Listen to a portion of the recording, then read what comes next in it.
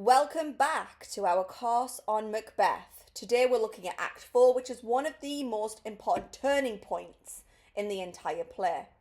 Up until now, Macbeth has committed terrible crimes, but in Act 4 we see him become something even worse. He's not simply ambitious anymore. He's no longer a man struggling with guilt. Instead, he becomes a full-blown tyrant. This is the act where Macbeth seeks out the witches for answers, receives 3 famous prophecies, orders the murder of Macduff's family, and ultimately pushes Scotland closer to rebellion. By the end of this video, you'll understand exactly what happens in Act 4, why it matters, and the key quotes you need for your GCSE exams. So let's start with a quick overview. There are 6 major developments in this act, and it is quite a long act. First, Macbeth returns to the witches. Notice the difference here? In Act 1, they approach him. Now he is actively seeking them out. Second, he receives 3 mysterious prophecies. Third, those prophecies give him a dangerous sense of confidence. Fourth, he orders the murder of Macduff's family. Fifth, Malcolm tests Macduff's loyalty in England. And finally, Scotland begins preparing for war against Macbeth. Everything in this act is setting up Macbeth's downfall in Act 5. One of the biggest changes in Macbeth's character can be seen right here. In Act 1, Macbeth was surprised by the witches. He wasn't looking for them. Now he actively seeks them out because he has become dependent on supernatural guidance. Think about what this tells us. Macbeth no longer trusts his own judgment. He wants certainty. He wants reassurance. He wants someone to tell him the future. His greeting is also incredibly aggressive. How now, you secret black and midnight hags. Earlier in the play, Macbeth feared those forces. Now he treats them almost like servants. Shakespeare is showing us a man whose arrogance is growing alongside his cruelty. Now, with the witches, this is one of the most famous scenes in the play. The witches gather around their cauldron and throw in a series of horrifying ingredients. The audience would have found it deeply disturbing. What's important isn't the horrifying ingredients themselves, but what they represent. Everything here symbolises disorder and chaos. Natural order is being turned upside down. The famous chant, double, double, toil and trouble, fire burn and cauldron bubble, almost sounds like a nursery rhyme, which makes it even more unsettling. A grade 9 interpretation is that the cauldron represents Scotland itself. Under Macbeth's rule, the country has become poisoned and corrupted. The prophecies are different this time. They're not just words, but they also come with visions or apparitions. The first apparition appears as an armed head. It delivers a simple warning. Beware Macduff. Now here's what's interesting. Macbeth already suspects Macduff. The prophecy doesn't create his fear, rather than it confirms it. And rather than seeing this as a warning to act wisely, Macbeth immediately starts thinking about violence. This tells us something important about Macbeth. He only hears what supports his fears and his paranoia.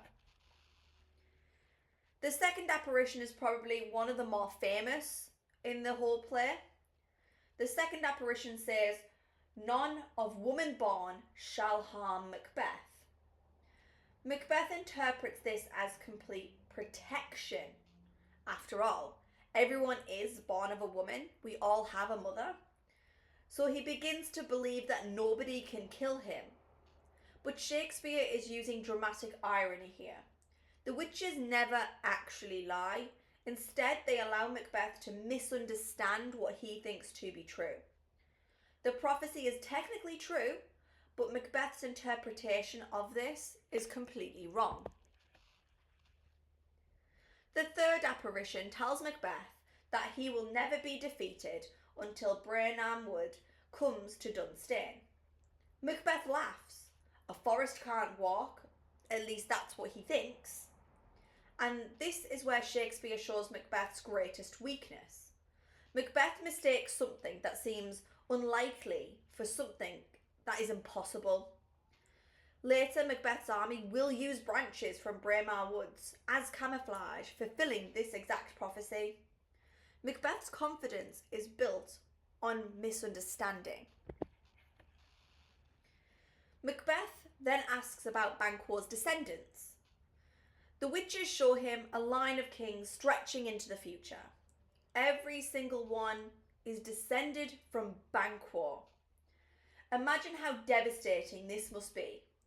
Macbeth murdered Duncan. He murdered Banquo. He's destroyed his own peace of mind, and yet the future he was trying to prevent is still going to happen. This is one of Shakespeare's clearest messages that Macbeth's crimes have ultimately achieved nothing. At this point, Macbeth makes a crucial error.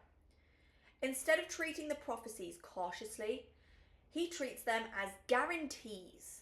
He believes he has mistreated by fate, but in reality, every action he takes brings him closer to destruction. And this links directly to the theme of fate versus free will. The witches may predict events, but Macbeth chooses how to respond to those. And every terrible decision from this point onwards is still ultimately his choice. Macbeth now learns that Macduff has fled to England. Unable to punish Macduff directly, he decides to punish his family. Listen to how shocking that is. Earlier in the play, Macbeth agonised over killing Duncan.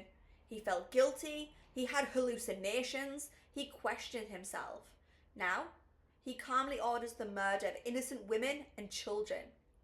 This is perhaps clear evidence of Macbeth's full moral collapse.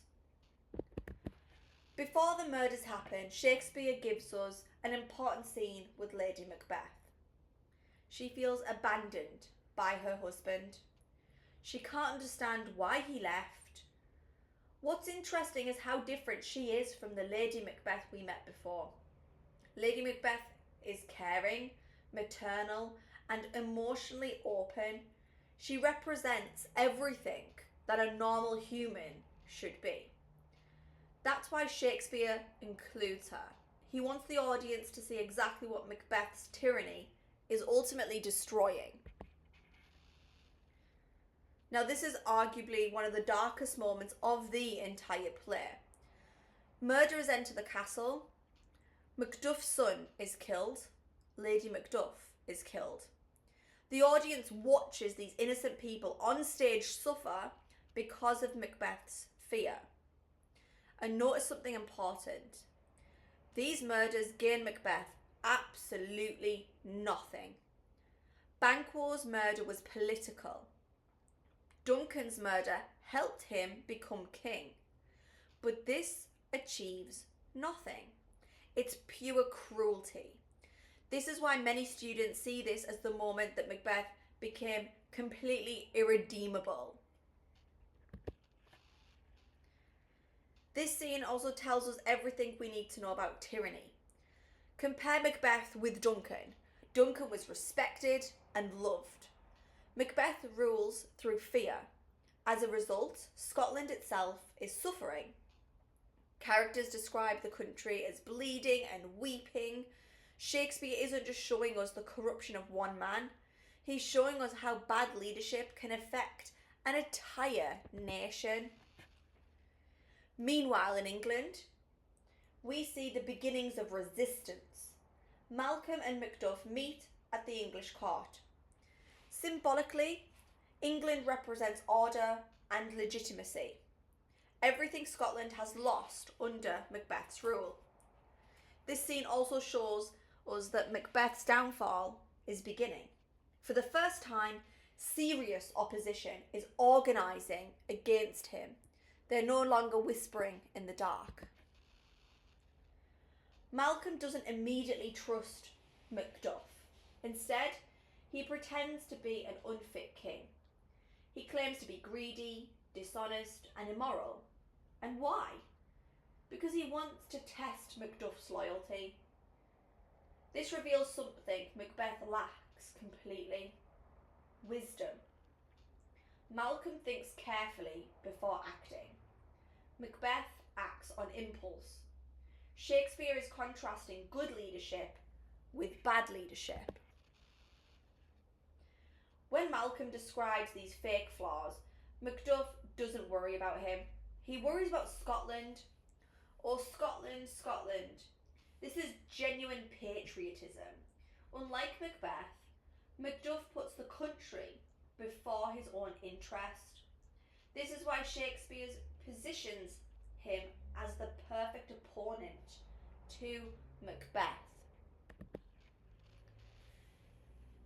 Now our messenger, Ross, arrives with devastating news. Macduff learns that his wife and children have been murdered. His response is heartbreaking. All my pretty ones? The repetition of all shows a man struggling to comprehend what has happened. One of the most important lines comes afterwards. Malcolm tells him to dispute it like a man, and Macduff replies, I shall do so, but I must also feel it as a man.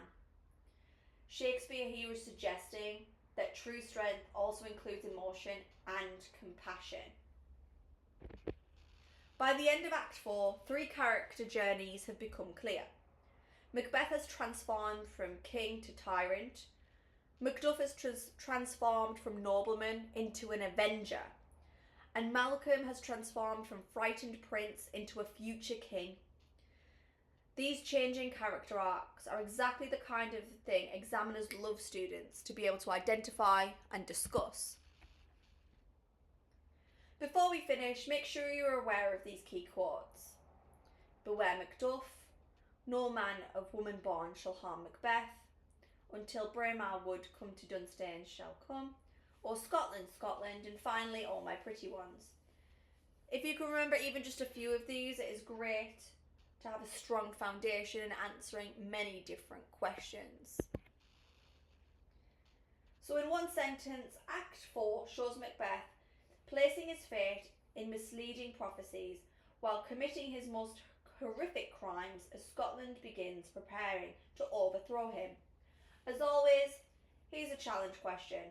Is Macbeth controlled more by fate or by his own choices? The witches never force him to do anything, they only speak. Every murder is still Macbeth's decision. Let me know in the comments what you think.